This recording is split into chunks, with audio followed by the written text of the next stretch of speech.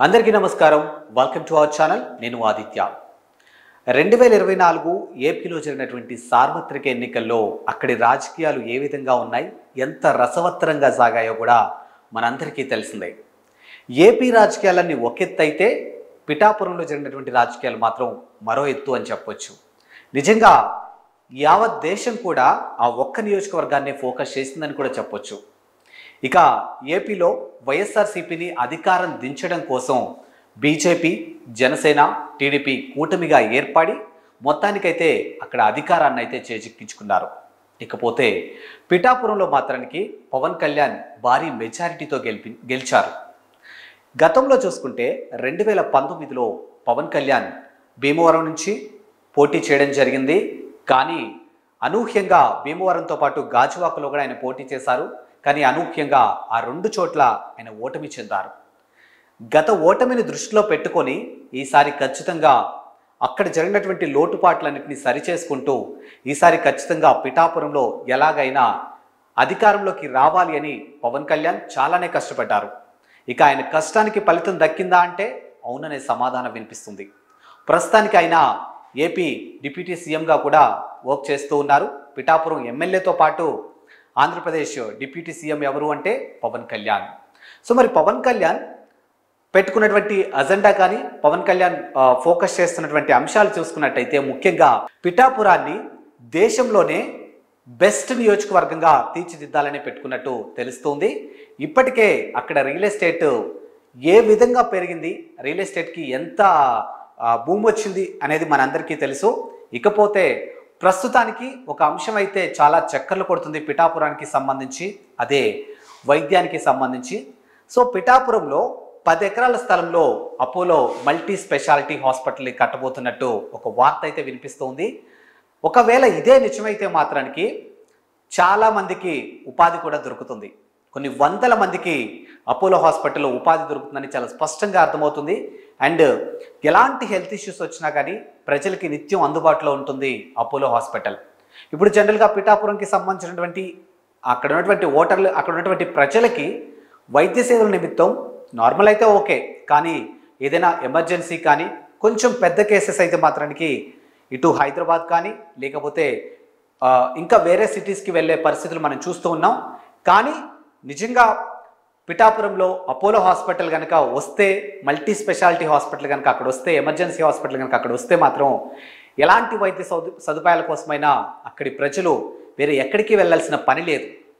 నేరుగా వాళ్ళ నియోజకవర్గంలోనే ఉంటుంది కాబట్టి అక్కడి ప్రజలకు ఇది చాలా యూజ్ అయ్యే ఛాన్సెస్ ఎక్కువగా కనిపిస్తూ ఉన్నాయి. అండ్ చాలామందికి ఉపాధి కూడా దొరుకుతుంది. ఇక వైద్యంతో పాటు విద్య మీద కూడా ఫోకస్ చేస్తున్నట్టు తెలుస్తుంది. సో అక్కడ విద్యను కూడా, అంటే ఏదైతే ఆ విద్యకు సంబంధించినటువంటి లోటుపాట్లు ప్రస్తుతానికి అక్కడ ఏవైతే కొన్ని లోపాలు ఉన్నాయో వాటిని అన్నింటినీ సరిచేసుకుంటూ బెస్ట్ ఎడ్యుకేషన్ ఇవ్వాలి, బెస్ట్ మెడికల్కి సంబంధించినటువంటి అందుబాటులో ఉండాలి అని చెప్పేసి పవన్ కళ్యాణ్ గారు చాలా గట్టిగానే ప్లాన్ చేస్తున్నట్టు తెలుస్తుంది. సో నిజంగా పిఠాపురం నియోజకవర్గాన్ని దేశంలోనే బెస్ట్ నియోజకవర్గంగా తీర్చిదిద్దే పనిలో ఉన్నారు పవన్ కళ్యాణ్. సో ఇప్పటికే ఇవన్నీ చూస్తున్నటువంటి భీమవరం ప్రజలు నిజంగా ఒక అంశం మీద కొంచెం రెగ్రెట్గా ఫీల్ అవుతున్నట్టు తెలుస్తున్నట్టు సోషల్ మీడియా వేదికగా మనం వింటూనే ఉన్నాం. సో నిజంగా భీమవరం ప్రజలు ఒక బెస్ట్ ఎమ్మెల్యేని మిస్ అయ్యాము అని ఎక్కడో కాస్త రిగ్రెట్గా ఫీల్ అవుతున్నట్టు నెట్టింట మనం అక్కడక్కడ చూస్తూ ఉన్నాం. ఎందుకంటే 2019లో ఆయన ఓటమి చెందారు అక్కడ నుంచి. సో నిజంగా ఆ రోజు ఆయన అక్కడ గెలిపించుకొని ఉంటే మాత్రానికి మా భీమవరం ఇప్పుడు పిఠాపురం కంటే కూడా ఇంకా బాగా డెవలప్ అయ్యేదేమో అన్న ఒక అంశం అయితే మనకి ఇక్కడ చాలా స్పష్టంగా తెలుస్తుంది. సో ఎన్నికలకు ముందు ఆయన ఏవైతే హామీలు ఇచ్చారో అవన్నీ హామీల్ని 1 by 1 అమలు చేసుకుంటూ 1 by 1 ప్రజలకి అందుబాటులోకి తీసుకొచ్చే ప్రయత్నం చేస్తున్నారు పవన్ కళ్యాణ్. ఇదే పవన్ కళ్యాణ్ని ఓడించడం కోసం అప్పటి అధికారంలో ఉన్నటువంటి వైఎస్ఆర్సీపీకి సంబంధించినటువంటి బడా నేతలు కూడా పిఠాపురం నియోజకవర్గంలో ప్రచార వేదికగా వంగా గీతకు సపోర్ట్ చేస్తూ చాలామంది ప్రచారం అయితే చేశారు. సాక్షాత్తు ఏపీ మాజీ ముఖ్యమంత్రి జగన్మోహన్ రెడ్డి కూడా పిఠాపురంలో పర్యటించారు, వంగా గీతకు సపోర్ట్ చేశారు, వంగా గీతను గెలిపించండి అని చెప్పి చాలా సందర్భాల్లో చేశారు.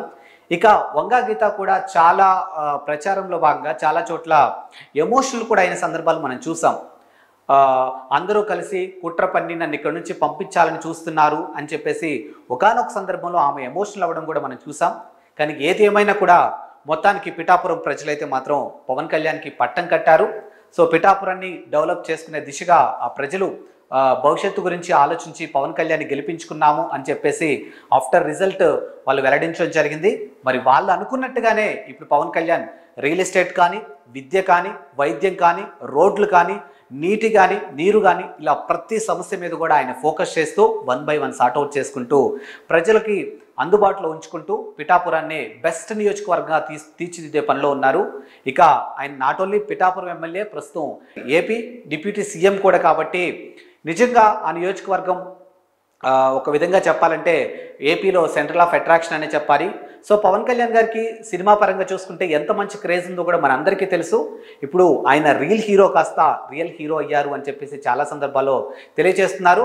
ముఖ్యంగా చూసుకున్నట్టయితే ఇప్పుడు ఏదైతే అపోలో హాస్పిటల్ని దాదాపుగా అపోలో మల్టీ స్పెషాలిటీ ఎమర్జెన్సీ హాస్పిటల్ని దాదాపుగా 10 ఎకరాల స్థలంలో నిర్మించేందుకు ఆయన ప్లాన్స్ అయితే ఏదైతే ఉన్నాయో వాటన్నిటిని చూసుకొని ఇప్పుడు సోషల్ మీడియా వేదికగా real hero our Pawan Kalyan, మా ఎమ్మెల్యే, పిఠాపురం తాలూకా, ఇలాంటి ఒక హ్యాష్ ట్యాగ్స్తో ఇప్పుడు ఆయన నెట్టింట చాలా మంచి పేరైతే వస్తూ ఉందన్నమాట.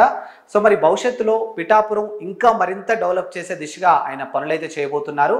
సో మరి మరో టాపిక్తో మళ్ళీ కలుద్దాం. అంతవరకు సెలవు, నమస్కారం.